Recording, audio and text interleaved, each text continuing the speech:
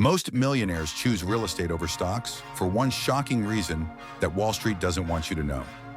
Let me show you exactly what happens when you invest 100K in both, and the results will blow your mind.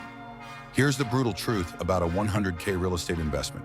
You put down 20% on a $500,000 rental property. Your cash-on-cash return from rent is typically 8 to 12% annually. But here's where it gets crazy. You're getting appreciation on the full $500,000 property value, not just your $100,000 down payment. That's 5x leverage working for you.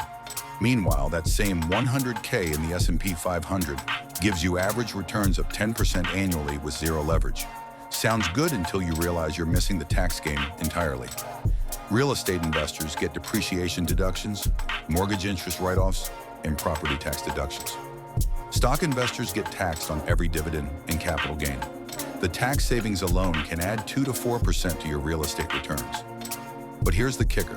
After 10 years, your rental property could be worth $800,000 with $300,000 in mortgage paid down by tenants.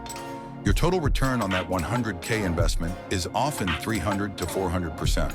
The S&P 500 investment becomes $260,000. Still great, but not even close. The downside? Real estate requires active management, dealing with tenants, and maintenance costs. Stocks are completely passive, but way more volatile. You can lose 30% in a market crash overnight. Stock market gives you liquidity and diversification. Real estate gives you leverage, tax benefits, and tangible assets. Both create wealth, but the strategies are completely different. So which would you choose with your next 100K investment?